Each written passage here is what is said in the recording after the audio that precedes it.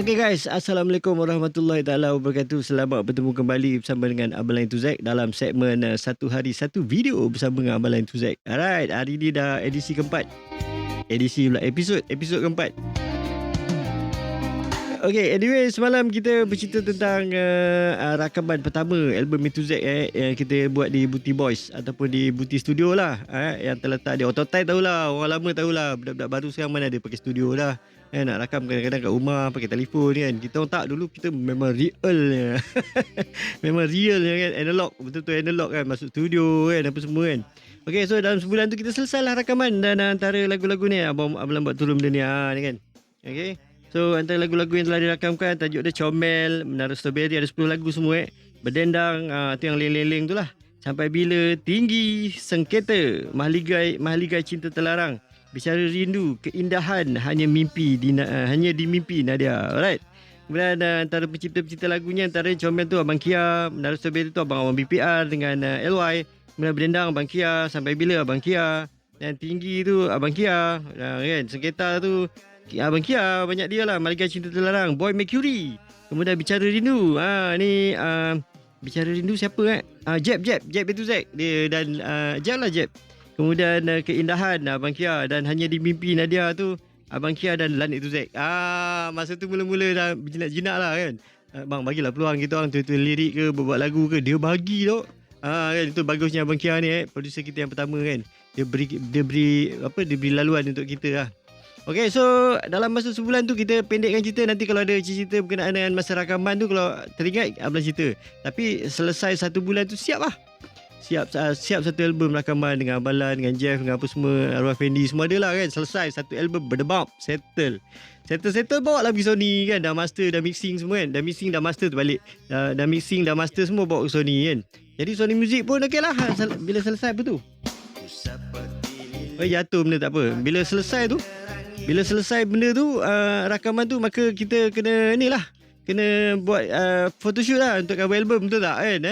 Okay, dah settle buat photoshoot, gedebak-gedebuk semua kan. Maka dapatlah gambar seperti ini. Ini cover album yang telah pun akhirnya dipersetujui lah. Punya lah Comel siut. Kau tengok Jeb dengan lipstick dia. Aku bersama, aduh, dengan rambut belah tengah macam tu kan. Tapi mantap lah zaman dulu kan. Tapi ada kelemahan. Okey, kelemahannya apa guys? Bukan kelemahan lah, satu kekurangan. Kekurangannya lah kita orang tak ada nama grup lagi. Dah selesai dah. Kau bayangkan lah, album dah siap, cover album dah ambil apa semua kan. Dah tulis-tulis semua, nama grup tak ada guys. Okey, kita orang pun balik ke studio lah. Besoknya kita orang kumpul-kumpul dekat studio Abang Rosli, iaitu di studio kita orang, production house pertama kita orang lah, di Setiawangsa.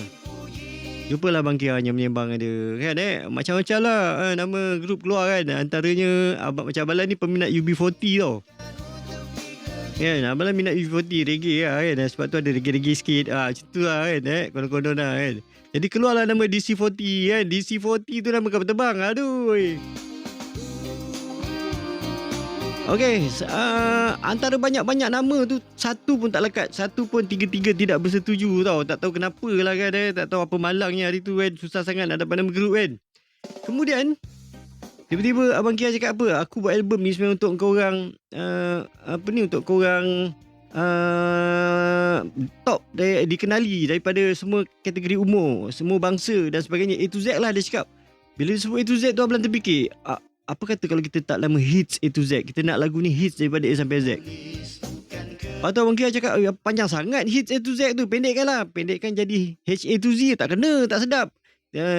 Zaman sekarang ni nama-nama grup pendek je. Nico, KRU dia tu kan. Apa kata kau letak je nama A to Z? Betul juga. Melekat nama A to Z tu sampai sekarang tu. Itulah punca dia nama A to Z, kalau nak tahu kan. Di ujung-ujung tu dah siap rakam dah apa semua kan, baru dapat nama grup kan. Lawak kan. Dan tajuk album pula tu Comel. Kenapa Comel?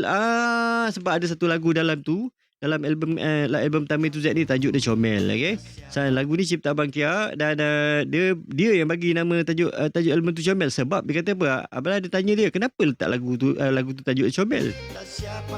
Sebab dia kata aku ni merantau dari Sarawak, duduk kat Semenanjung, main muzik apa semua kan, buat kerja dakwah, dia kata kan. Kadang-kadang aku teringat adik-adik aku kat kampung, dia kata kan. Jadi aku tengok kau ni macam adik-adik aku lah, comel lah. Macam tu lah. Itulah cerita dia.